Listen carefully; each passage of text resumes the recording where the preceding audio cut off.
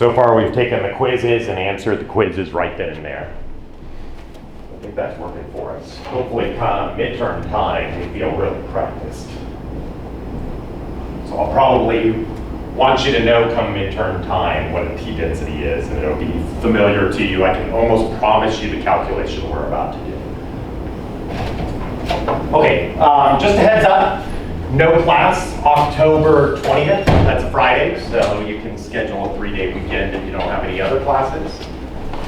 We'll probably do one more, but I like to just have it in reserve in case I get sick.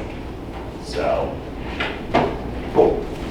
We're going to come back around to this calculation again. So where we're trying to figure out what this marginal distribution is, the margin on mu. So I didn't go in, I could have done something like this. Sometimes people do calculations like this that they want to learn mu and they're going to fix sigma squared. You know, maybe that, or maybe I call that 1 over phi hat. Turns out if you maximize things, you can just maximize and change them around. You can check that on any maximization problem you've ever done. You don't need Jacobians when you do that sort of thing. So I could have maximized over sigma hat, sigma squared hat, phi hat in this likelihood calculation because everything just comes in through the likelihood. So I could have tried to talk about this distribution conditional on the x's. The point is that Bayesians always average things out. Watch for this when you go to your non-Bayesian classes and they do things like forecasting is sometimes to deal with the parameters that they don't want to think about is they'll maximize over them. In a Bayesian, one difference between a Bayesian is we always average over stuff. So we include the uncertainty in that parameter. So we'd be very similar if like the maximum likelihood surface was very, very peaked and I used a diffuse prior. Averaging over something or maximizing something that's very peaked is about the same sort of thing. The height of everything is taking over. If you had something, a likelihood surface that was wide and skewed or something like that, maximizing and averaging are very different things. So if you had a lot of data, probably your likelihoods would be peaked and we would be quibbling. So if you didn't have a lot of data, the Bayesian would be modeling that uncertainty. So they're kind of different things. So the Bayesian always averages over their uncertainty. It gives you a chance to do what? What does averaging do for us? That maximizing does not. So I've already said it deals with uncertainty. We weight over things that were on average. That's how Bayesian thinks about stuff. But what does averaging do? Why is that such an important concept? I can think. Yeah, it reduces variability. So averaging reduces variability in your estimates. Averaging in the right way is always the question. So the Bayesian is averaging over its posterior quantity, over the margin in the posterior. So the weights are coming through the posterior distribution, and the posterior is just superposition or compromise, if you'd like, between your prior beliefs and your likelihood. So most of this is data driven. So what is our likelihood in this function? This is going to be phi to the n over 2, e to the minus 1/2 sum of the xi's minus mu squared, and I'll put the phi here. So that's my likelihood, and the prior that we were using last time was just 1 over phi. And eventually I'll stop writing that times 1, but if you want to see the prior for mu, that's flat, and the prior for phi was 1 over phi. It's the conjugate limit of the gamma. So phi to the alpha minus 1, where alpha was 0. So that's what we did last time. We said we like these priors, let's just use them. I also did something where I said, from our example, let x just be one data point. So just one data point.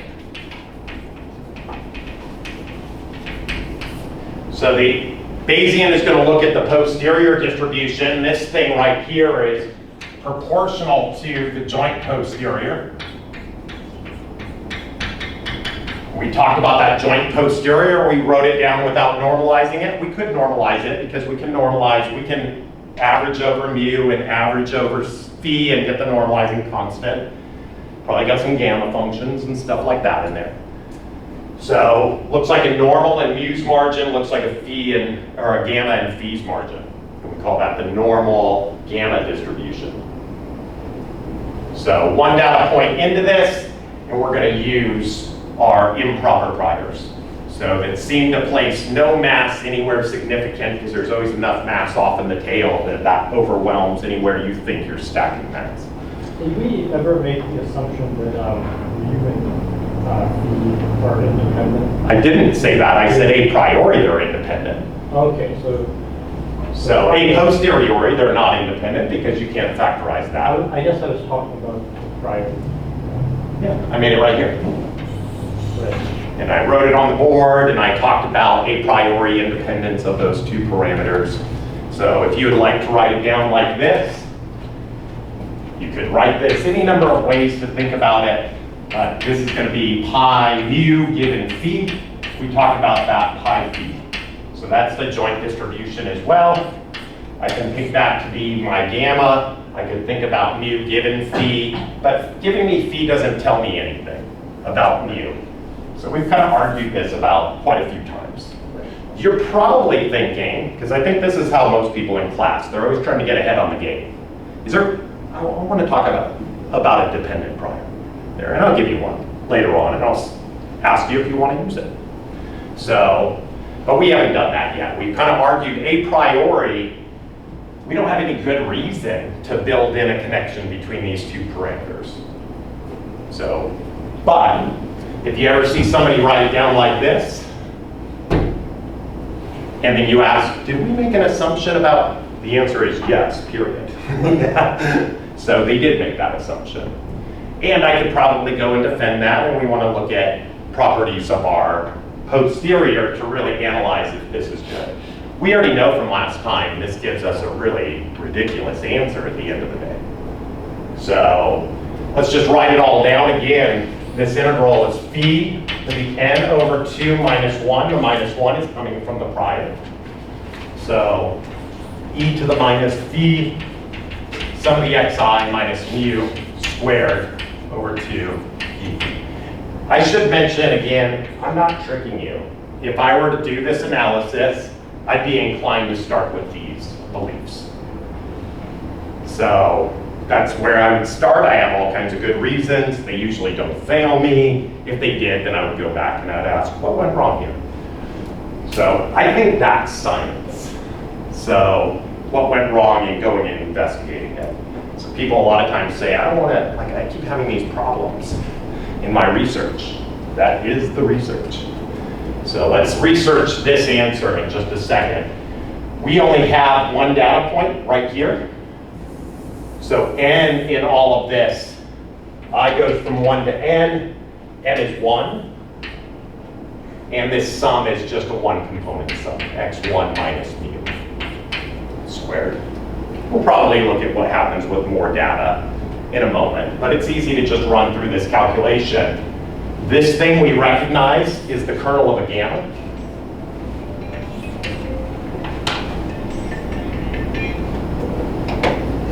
Excuse me. So this is a gamma. Gammas have two parameters. I'm not too clever in how I name things, so I usually just talk about it in terms of alpha and beta.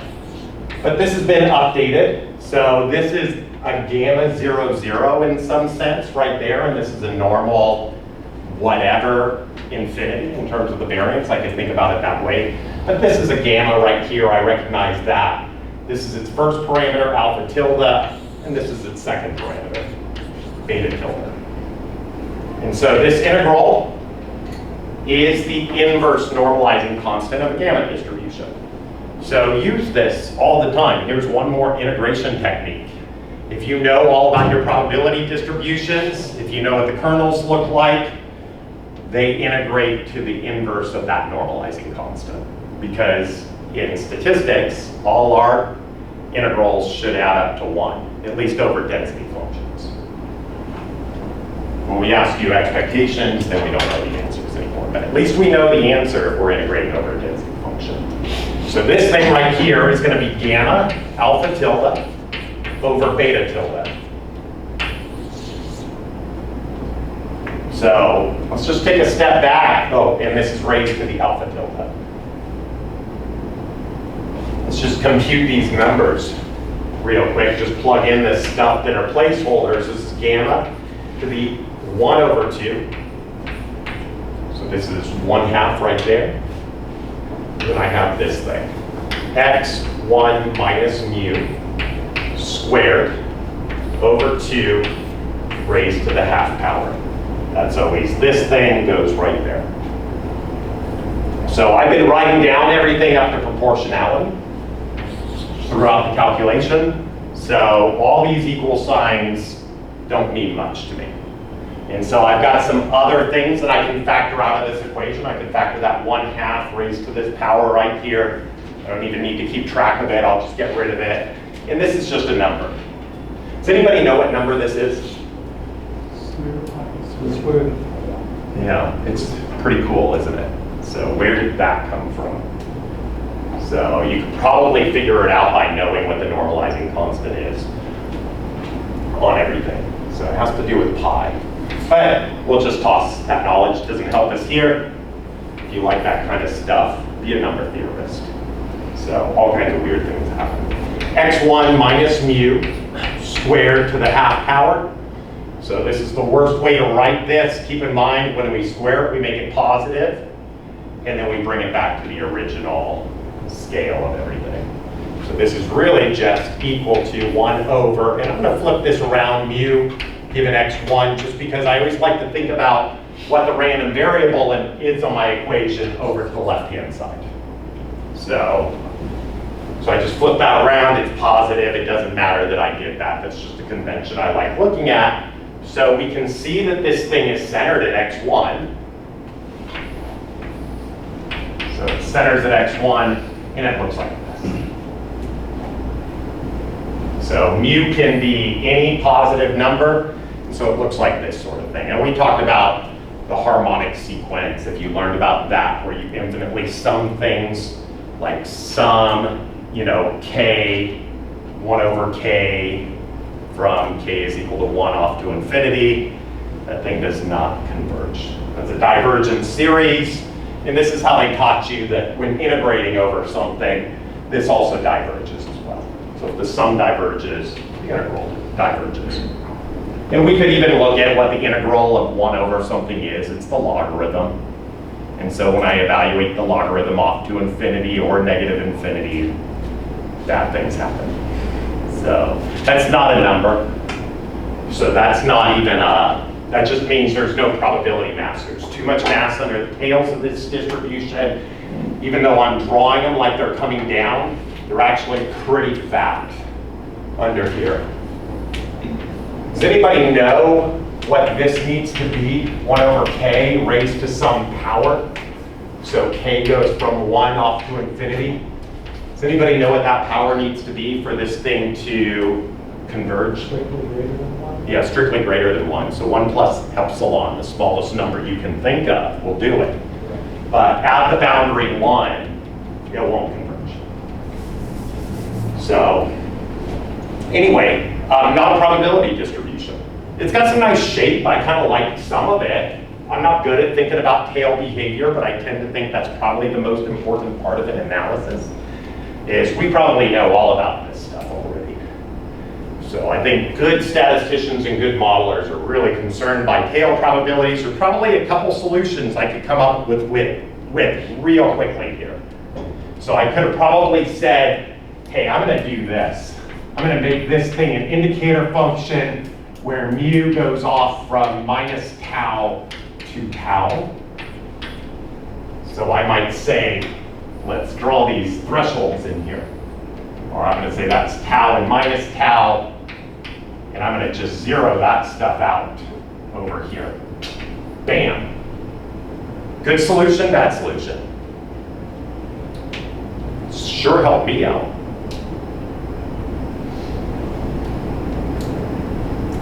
If mu is outside of tau, we just hosed ourselves completely. So you would need to be able to set those before you did the analysis, and my guess is you would look at X1. And if you do that, and you're trying to model your uncertainties about something, you just lied to the entire world about your modeling principles and how you pick an uncertainty. So you looked at the data and did all of this. And so I'm not saying I don't watch that stuff happen every single day, of my life. So just remember who you're protecting. Is it the scientist? Is it the engineer you're working with? Is it science itself? Is it philosophy? Or is it just yourself you're concerned about? So if it's just yourself, don't do stats. So statisticians are always, you're thinking about the other person in all of this. So I think this would be probably hard to explain. So I don't like that solution. So I'd get rid of that and say you violated too many of my principles. So I couldn't see how to carry this out as a general principle. I'm not saying I don't watch people do that. But what we just did by doing that is we made everything proper. So at least I can talk about probabilities, make up some numbers. So keep in mind, even worse things happen is that probability calculation, because there's so much mass in the tail over here, off to negative infinity and infinity, and in fact it dominates the amount of mass in the peaky part of the distribution. Probably any probabilistic number you pick for this wildly depends on how you pick tau. So if your answer changes around because of arbitrary choices you make, you should not be making that choice. If that's a number you're actually interested in. If you wiggle something around and it barely changes what you're interested in, I could probably argue for that. We can probably figure out what does it all mean at the end of the day. So not a good choice. I don't like that for all kinds of reasons. What else should we do? So here's my question. Oh, and I'll just point out, just while we're thinking real quickly, a t-distribution, if I got rid of the location and the scale parameter, and I just have the degrees of freedom, a t-distribution looks like this.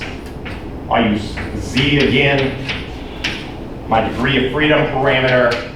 This is going to be, I'll write down proportional to 1 plus z squared over sigma squared. And this is going to be minus the degrees of freedom plus 1 divided by 2. I'll just point out for the future when we study a multivariate version, this is actually the dimensionality of the problem. The dimensionality of this t-distribution is just univariate. So there's some normalizing constant in here. I made that thing 1 right here. So I got rid of that, and there's the degree of freedom in here. So that's the degree of freedom. This is right. So if I wanted to introduce the location parameter, where does it appear? It's just here, squared. Just like any location scale parameter. What does it do? It touches the argument of the function, the random variable in this case, z, and it shifts it. So just like any location parameter, the scale parameter, if I want to introduce it, it shows up next to the z, whatever's in there, and it divides by that right here. So I'll just say we plug it in just like that, and we make sure we've got that part too. That's the Jacobian. So that's the scale factor, the stretch of the space, however you want to think about it, chain rule, depending on how you derive that transformation of variables.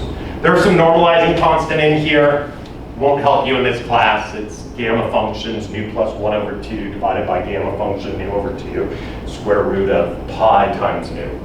If you don't know that or you know that, it won't help you. Not in this class. We'd have to be doing inference on the degree of freedom if we were doing that, and that's not how we're using this distribution. So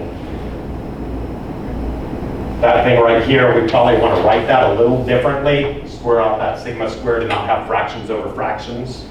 So we'll just rewrite this as 1 over sigma, 1 plus z minus mu squared nu sigma squared minus nu plus 1 over 2. So that's what a T looks like. And I will tell you, this looks something like a T with all of that stuff going on, but it's not a T distribution. It's not proper. And we've argued that proper prior, no big deal, because we don't do inference off of our prior, and we probably don't want to stack mass at any particular location too much. It'll, unless you really believe in those numbers. So through some other scientific studies, but we don't have any reason to believe in stuff like that in this class. So we picked those hyperparameters such that we have those priors. So not a T distribution, but maybe smacks of it. Has that sort of form in here. You might be wondering, where's the 1 in here? I could get a 1 in there. So it's not hard. Just add it in, subtract it out. Do some manipulations to the equation, not a big deal. So, but this is improper.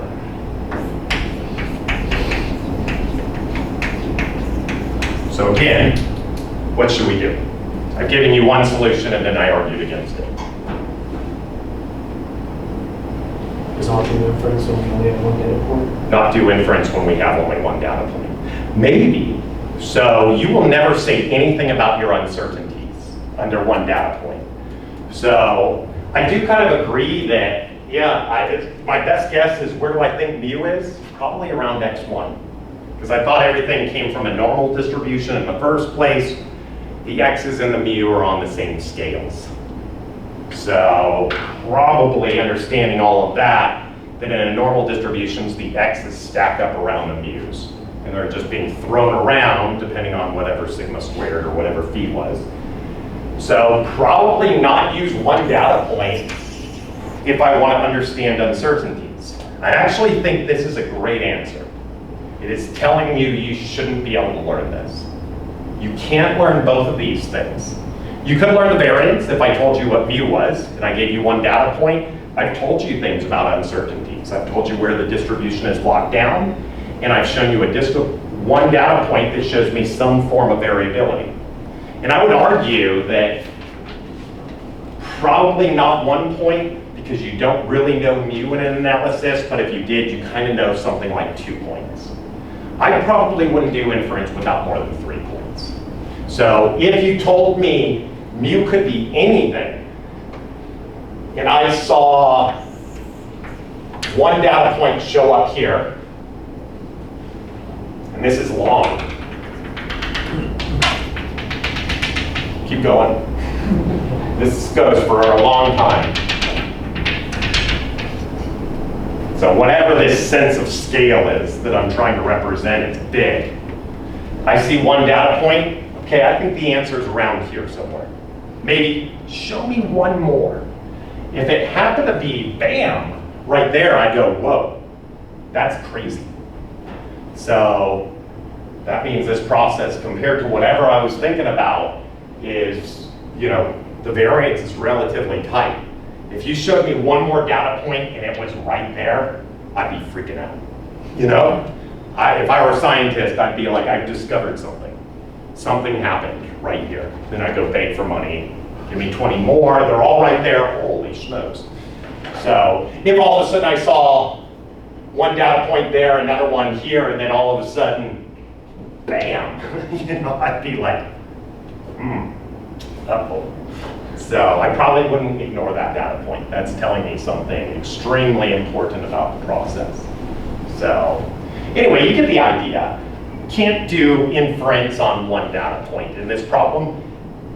A lot of times people will say, why don't I just use the proper prior? So let me just show you something.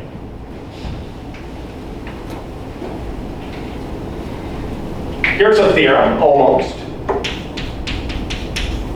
Feel important if I say theorem. So I need an assumption or two. Let's leave them out for a second and see which assumption we might need. So proper priors lead to proper posteriors.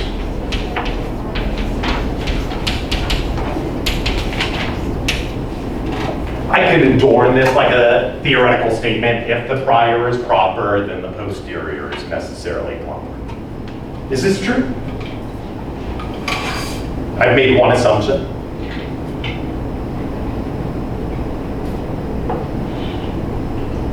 What do you think the assumption is? And likelihood should be alright.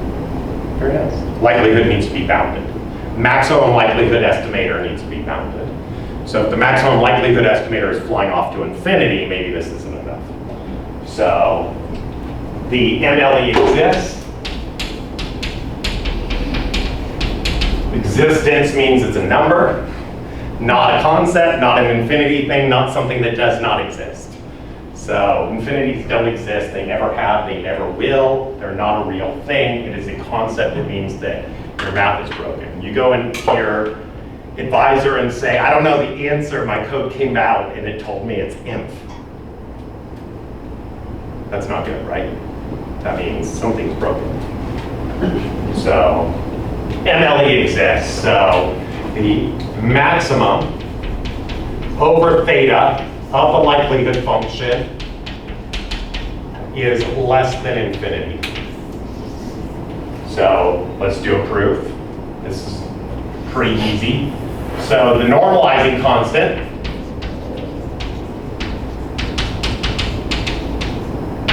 is just the integral of the likelihood function given x times pi theta, d theta. So if the normalizing constant exists, I can normalize the distribution. So that means that it's proper. So whatever form I wrote down for everything, whatever's in the numerator, this is the numerator of my Bayesian thing. So that's just some function that I can evaluate, and now I'm going to divide it by something and just normalize it so it all adds up to 1. If I can do that, it's proper. So let's look for our normalizing constant right here. I'm going to bound this by my maximum likelihood estimator. I'll call that L hat. So let's call this thing right here, this whole thing, L hat. It's a number, the maximum. So it's bigger everywhere because it's the maximum. So it bounds everything. Pi theta, d theta. I can just pull this out of the integrand. L hat, because there's no thetas in there, it's been maximized, it's just some number. And now I can integrate this. And this thing is proper. So the way I've written it down, it might integrate to 1. If I didn't normalize it, it'll integrate to some other number, which is also finite, which is fine. But let's just assume that I have it normalized, that's 1. So this is L hat, it's bounded, it's constant. So if I use a proper prior, I'll get a proper posterior back. And that's kind of what I did here, is I used one of my priors, I made it proper. One of them wasn't. So this said, if I made one of them proper in this case, the posterior was proper. If I made them both proper, it would also be proper. So it doesn't say I have to use a proper prior to get a proper posterior. But if I did, I'd have no problem with this calculation. I could have argued it's a probability distribution, which is what we hold near and dear. That's how we're basing our calculation. What's big, it's 1, what's small, it's 0, and we're coming out with the right scale to measure everything. So Bayesian's just giving you the measuring stick, and you can think of it as maybe a density function where you place weights. So let me just ask the question one more time. So scientist comes in, they say I've got the one data point, and you tell them, can't answer your question. So you're asking for too much. But I remember this theorem. So maybe I can use it. They're like, please give me a proper posterior. What are you going to do?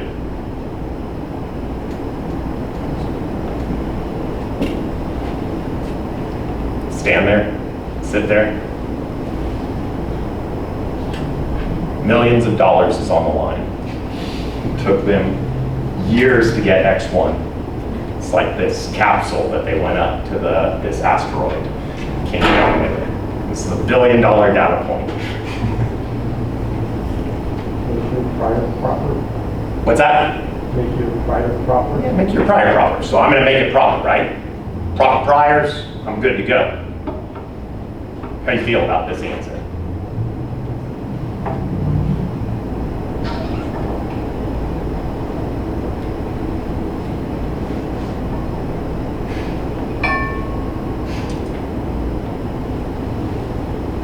Feel good? Feel good? No. No. Feel good? I don't understand what proper prior would be for that function. How about, let's come up with a choice. Let's make a choice. I'll give you some proper priors. Okay. So, piece of cake. How about this one? So, somebody help me out. What should I pick from you that's proper? A gamma distribution. How about that? How about a Poisson? How about a binomial? Those are all proper distributions. Are any of those good answers? Yeah, they're not conjugate. They're not easy to work with. And in fact, all of those answers are terrible answers because they don't live in negative infinity to infinity. These are normal. So probably a normal. And so why? All the reasons I said before. So this is probably some normal, mu naught, and I can pick some variance naught, or I can put it on a precision scale. Call that phi naught, and I could come up with a prior on phi. So probably I would denote this, given mu naught and phi naught, and this thing would be some gamma alpha beta. So those are both proper. There's lots of good reasons to use them. They live in the right space. We've liked some of their properties so far in the limiting form, but all I have to do is pick maybe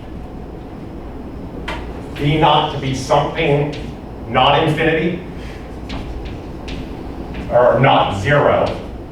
1 over was the infinity thing, so not zero. And I can pick this to be some number right here. I don't know so much about that number, so I'm going to make that just small, arbitrarily small.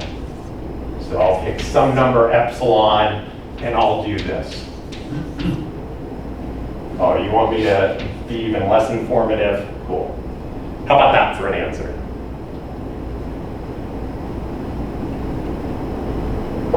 This is not a math question. I'm still not comfortable with the difference on one data point.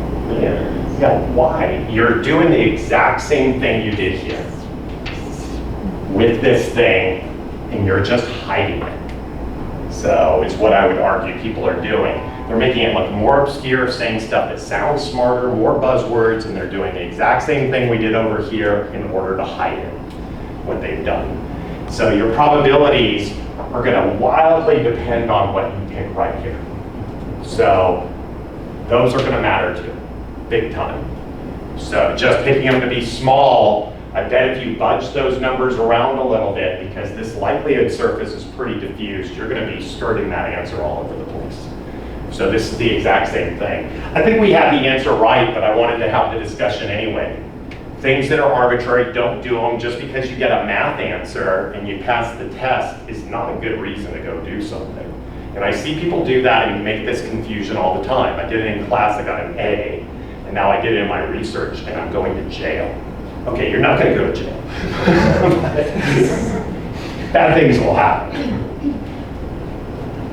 Okay, let's get on with it. What's the answer? What should we do to this scientist that came in? Scientist, engineer, somebody really important. Demand another data point. What's that? Demand another data point. Yeah, that's $1 billion data point. You say, you got 3 billion? So you're going to need $3 billion to get me on this project. So, okay. Statistician earns nothing but gets to sleep well at night. It's normal. It's part of the game. We all sign up for this. So get more data. a long conversation about go get X2 or X3 or something like that. Get more data. Let's just see how this answer works out. If n was 2, this would have worked out. So let's just talk about it arbitrarily with, some arbitrary number of data points. So let x equal to x1 to xn,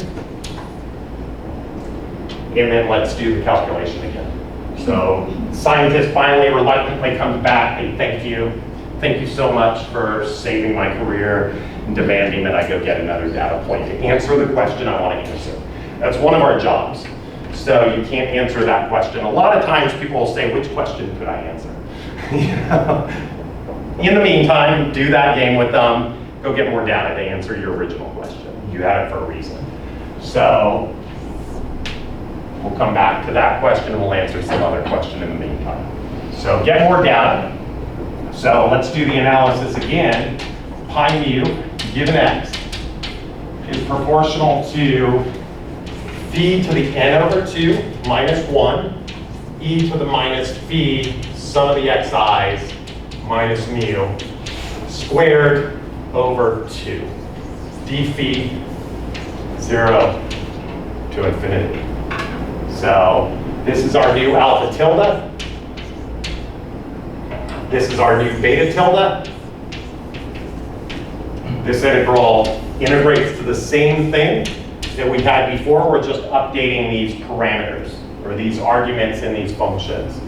So this is going to look beta tilde to the alpha tilde. We already know this thing is n over 2. This is just a number. So in my class, that's always just a number. You're not doing inference on n. This is how it's coming in. We'll assume you know n in this class. I'm not saying there aren't problems in stochastic processes. We saw this, how many things hit it, So you might do that if you're a physicist building a sensor or something like that. Talk about exponential arrival times, make your life easy, stuff like that. Okay. Anyway, this is this. This is going to be proportional to beta to the minus alpha. Tilde is on both of those. I'm going to write it out like this. This thing is going to disappear up to proportionality. So we'll replace our sign and rewrite our answer like this. So this is going to look like sum of the xi's minus mu squared. All right, goes from 1 to n minus n over 2.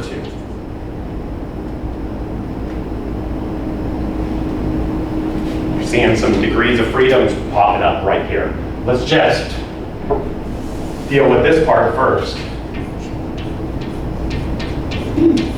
I didn't do anything different. I just kind of substituted this. What distribution do you think this is? I know you all know the answer. It looks like it. So this is a t. So it doesn't quite look the right way. Keep in mind mu is the random variable. So we probably want to put this over on the left-hand side. So it looks like that. So keep in mind the way I've notated this is exactly backwards to emphasize the Bayesian flip. In this distribution, mu was the centering parameter. This was the random variable. In this distribution, your notation is here to help you. That's the random variable. And now we need to figure out what is the location, what is the scale. And I've already been nice and told us what this thing is. We can identify it right there. So the degrees of freedom we've answered, n minus 1. So there's that infamous answer. Trying to learn what mu is, and I don't know the standard deviation of everything, so I need to estimate it. Out of nowhere appears the degrees of freedom, n minus 1. We didn't think of any geometric interpretations, it just is. I have lots of other reasons why it should be n minus 1. You needed to fix one thing to compute x bar. You didn't know what mu was in the first place, so you lose a degree of freedom. So if you like those interpretations or you like linear algebraic interpretations, that's fine. It just is. It's a parameter in your model. And degrees of freedom is controlling that tail behavior. How tall are the tails, basically.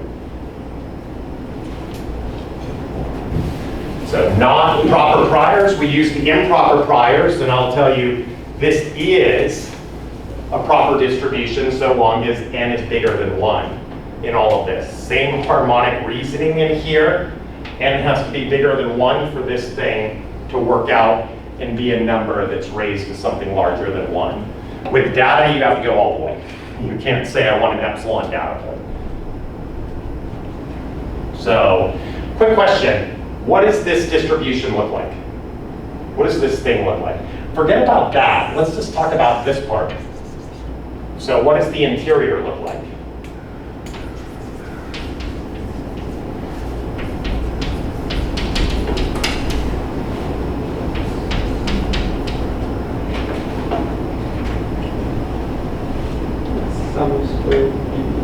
Some squared function, yes. It does look like that. It looks exactly like that algebraically. It looks like parentheses, sigma. Give me a word. It looks like a parabola. So this is a parabolic function. So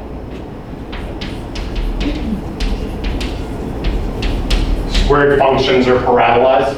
Just real quickly, when I invert it, it kind of does something weird and folds that thing down. So that looks like a T when we do that and blow this thing out.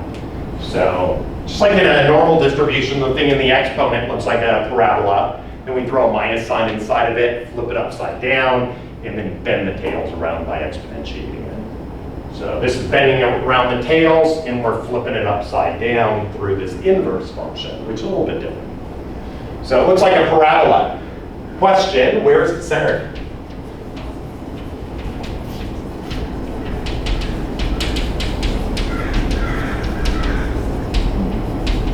This is all that stuff from a long time ago where I used to think this is nonsense. This can be a graphing tool. X bar.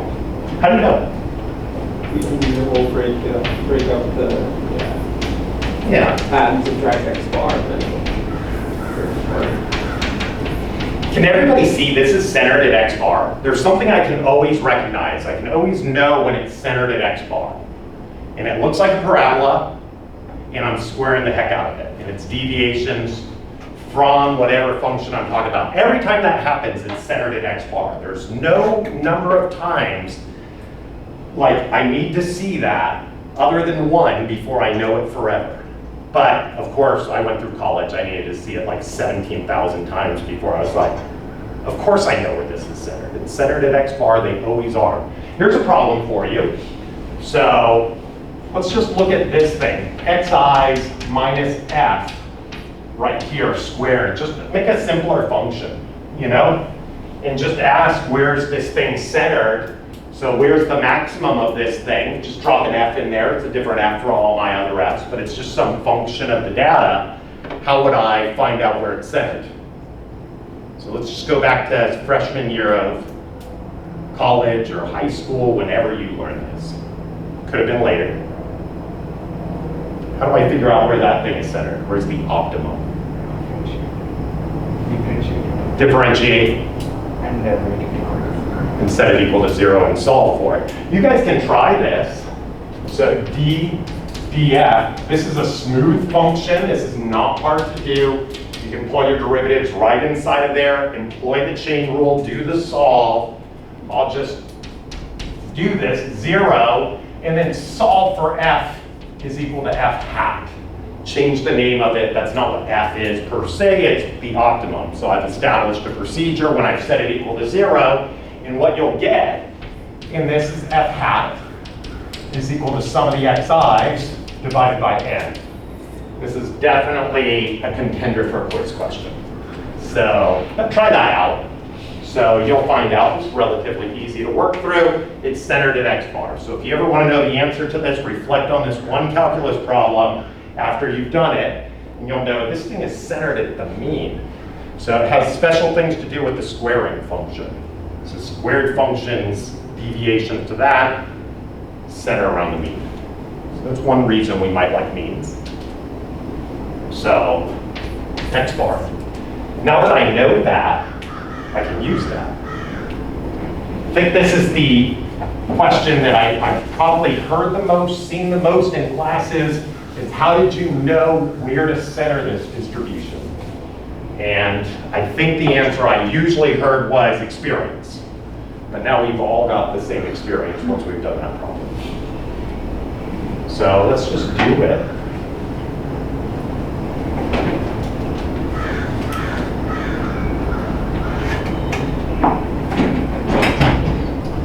So we've got sum of the xi's minus mu, all squared, minus n over 2. I'll just rewrite it like that. We'll plug in the minus 1 plus 1 again, just to remind ourselves, but we're working with this function. I already know x bar is special. This is how you can just drop a centering parameter right into your equation. It's just shift everything in a very funny fashion. You can shift everything by adding 0 by using this trick. This will work every single time in a problem like this. We'll probably reconfront this later on. Minus mu squared minus n over 2. So all I did was just add in this funny form of 0. I'm going to redrop some braces on this. Why did I do that? I know mu is going to be surrounding this x bar thing. So I just want that x bar to show up next to mu. So now I can just expand this. Minus n over 2. This is going to look like sum I goes from 1 to n, xi minus mu squared minus, I'm going to distribute my sums, so my sums are just next to each one of these terms. In here, there's a cross term. I'll make that clear by putting the 2 in there right now. Xi minus x bar times x bar minus mu. We got 2 of those. I've already distributed the sum. Plus sum, and I'll make it really clear, I'm summing n times over this thing right here that's getting squared. So this is x bar minus mu squared. Let's get that brace back intact. So I've distributed my sum over everything. This one didn't have any i's like that one had, and so I just added it up to n times. So we got that. We're staring at this thing right now, and now we can see something about where the random variable is shifted. We're also a little bit concerned about all of this stuff, but we've made a mistake. This is x bar. That was this one squared right there. So now I can see where mu is centered because it's sitting right next to mu like a centering parameter. You might enjoy it if we look at it with mu on the left. So I can see where it's squared. I can do that because that thing is squared, so I didn't change the sign on anything. So now I need to simplify this. This right here I can factorize out. This has no i's on it. I could just bring it right out in front. And if you sum up sum of the xi's minus x bar, every single time it'll be the same number. It's always 0. You can prove that as well. Just drag the sum across. Sum hits the xi's, it's sum of the xi's. Sum hits the x bar, it's n times x bar. N times x bar is sum of the xi's. Same thing minus the same thing is 0 every single time. So that's easy to verify. This always happens. The cross term in this calculation, when you plug in x bar, the cross term is always 0. How many times do I need to do it before I remember that? Probably once, but probably 17,000 because I'm a normal person too. So after a while, you stop writing it in. But if you don't write it in, everybody gets confused. So this looks like, at the end of the day, sum of the xi's minus x bar squared plus mu minus x bar squared times n minus n over 2. So if we look at the form of a t, there's a 1 hanging out there. And I have something like a 1. It's proportional to a 1. Doesn't have the random variable in there, so I don't have to worry about it. It's just some number. And I can get rid of it. So I just want to point out I can do this. Sum of the xi's minus x bar squared divided by sum of the xi's minus x bar squared times sum of the xi's minus x bar squared. So all I've done is I've multiplied the top by all of those. Same thing down here, and I have one here. So when this comes through, it slides, it kicks out that one, it kicks out this one. I found a funny way to multiply by 1. Now watch this. I can factorize this thing out, being careful to extract the power with it, but it's just a number when we do that. This thing is 1 by design. This is proportional to, I'm going to factorize out this constant. Factorizing. It's the product with this whole thing in here. So this is proportional to 1 plus n sum of the xi's. So this is already simplified. Mu minus x bar squared divided by sum of the xi's minus x bar squared minus n minus 1 plus 1 over 2. Here's the degrees of freedom. I'll throw it down like this. This is the location. This is the scale. Almost. I'm missing something. Degree of freedom. I've already identified it.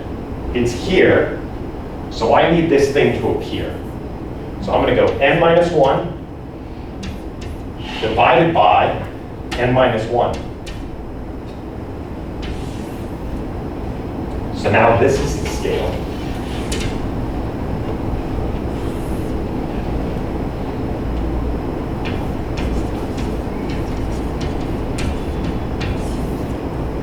Square root.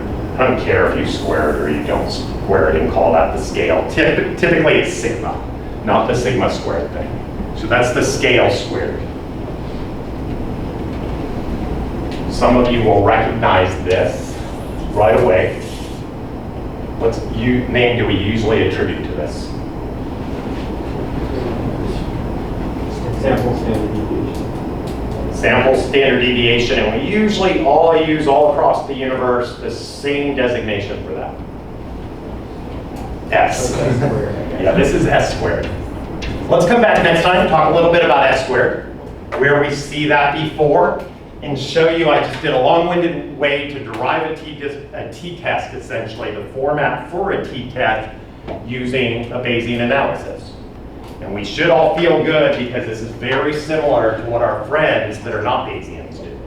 But we were able to come up with the same thing under a different rationale. Let's come back next time, and eventually I'll give you those points back too. So October 20th is one of those days. Thanks, y'all. That's it for now.